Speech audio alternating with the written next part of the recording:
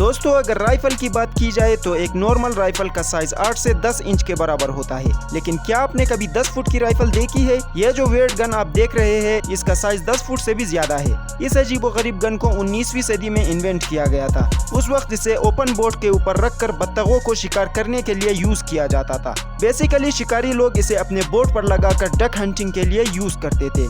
और एक और बात बताता चलूं कि इस गन का वजन भी बहुत ज्यादा था। आपको जानकर हैरानगी होगी कि इस गन का वेट 65 केजी से भी ज्यादा था। हैरत की बात यह है कि इस बड़े और भारी गन से हंटर्स कैसे शिकार कर पाते थे। और मजे की बात यह है कि इस गन से एक बार में एक दो नहीं बल्कि दर्जनों मुर्गाबियों का शिकार होता था। वेल ये गन सिर्फ 19वीं सदी तक इस्तेमाल किया जाता था, लेकिन अब यह सिर्फ म्यूजियम्स में पाई जाती है।